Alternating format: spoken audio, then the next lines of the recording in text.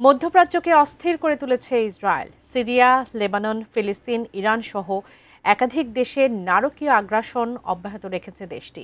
Israeli বাহিনীর বোমার আঘাত থেকে বাঁচতে জন্মভূমি ছেড়েছে লাখ লাখ মানুষ। তবে এবার ইসরায়েল ছেড়েই পালাচ্ছে খোদ ইহুদিরা। বিস্তারিত জানাচ্ছেন শিহাব ইসলাম। ফিলিস্তিনি ভূখণ্ড দখল করে ১৯৪৮ সালে গড়ে ওঠা ইসরায়েল জন্মের পর একাধিকবার মুসলিমদের সঙ্গে যুদ্ধে জড়িয়েছে। কিন্তু ২০২৩ সালে হামাসের দীর্ঘদিনের ক্ষোভের বিস্ফোরণ ইহুদিদের ভিত কাঁপিয়ে দেয়। এরপর টানা ২ বছর ধরে গাজায় নৃশংস গণহত্যা চালায় ইসরায়েলি বাহিনী। সেই থেকে নিজ ভূখণ্ড ছাড়তে প্রতিযোগিতা শুরু হয় ইহুদিদের মধ্যে। তবে সীমান্ত এলাকা ও বিমানবন্দরগুলোতে ইসরায়েল ছাড়ার ঢল নামে গত ২৮ ফেব্রুয়ারি, যখন যুক্তরাষ্ট্রকে সঙ্গে নিয়ে ইরানে যৌথ আগ্রাসন শুরু করে ইসরায়েল। কিন্তু যুদ্ধের চিত্র বিশ্লেষণ করলে দেখা যায়, যুক্তরাষ্ট্র ইসরায়েলের ভয়াবহ হামলায় সবচেয়ে বেশি ক্ষতি হয়েছে ইরানের। দেশটির সর্বোচ্চ নেতা আয়াতুল্লাহ আলী খামেনি সহ সরকার ও সামরিক বাহিনীর উচ্চপদস্থ অনেক নেতার মৃত্যু হয়েছে। সব মিলিয়ে নিহতের সংখ্যাও ৭,০০০ ছাড়িয়েছে। এছাড়া বিধ্বস্ত হয়েছে সামরিক ও বেসামরিক হাজার হাজার অবকাঠামো। কিন্তু হাল ছাড়েনি ইরানিরা। নতুন বাংলাদেশ গড়তে এলো জুলফিকার স্টিল। জুলফিকার স্টিল। অপরদিকে ইসরায়েলের চিত্র পুরোপুরি উল্টো।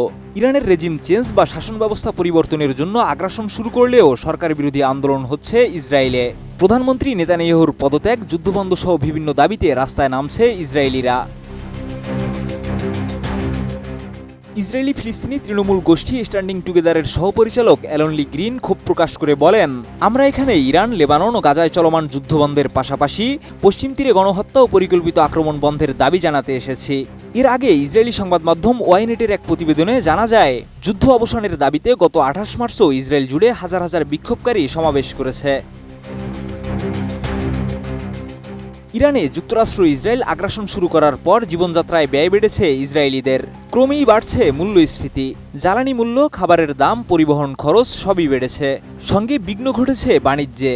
ইরানি ক্ষেপণাস্ত্র হামলা থেকে বাঁচতে ইসরায়েলিদের দিনরাতের অধিকাংশ সময় থাকতে হচ্ছে বাংকারে, যা তাদের উৎপাদন কমিয়ে ভোগ বাড়িয়ে দিয়েছে। এছাড়া যুদ্ধ চালাতে গিয়ে প্রতি সপ্তাহে $৩০০ কোটি বেশি খরচ হচ্ছে ইসরায়েলের, যা তাদের সামগ্রিক অর্থনীতিতে ভয়াবহ সংকট তৈরি করছে। কমে যাচ্ছে মুদ্রার মানও। এসব কারণে যুদ্ধের বিরুদ্ধে ফুঁসে উঠেছে ইসরায়েলিরা।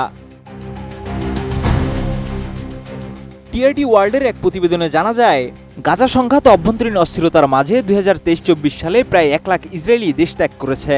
অথচ ইসরায়েলের মোট নাগরিকের সংখ্যা মাত্র ১ কোটি। এরও আবার অনেকে থাকে অন্য দেশে। জেরুজালেম পোস্টের এক প্রতিবেদনে বলা হয়, ২ মার্চ ইসরায়েলি পর্যটন মন্ত্রণালয় তাবা সীমান্ত পারাপারের জন্য শাটল সার্ভিস পরিচালনা শুরু করেছে। এভাবেই মিশরের তাবা ও ইসরায়েলের আইলাতের মধ্যে অবস্থিত এই ক্রসিং ইসরায়েলিদের পালানোর পথে পরিণত হয়। তবে তেল আবিব দিচ্ছে উল্টো তথ্য। ইসরায়েলি ইমিগ্রেশন কর্মকর্তাদের সূত্র দিয়ে রয়টার্সের এক প্রতিবেদনে বলা হয়, ইরানে আগ্রাসন শুরু করার পর ২০,০০০-এর মতো ইহুদি ইসরায়েলে ফিরেছে। শিহাব ইসলাম, এটিএন নিউজ।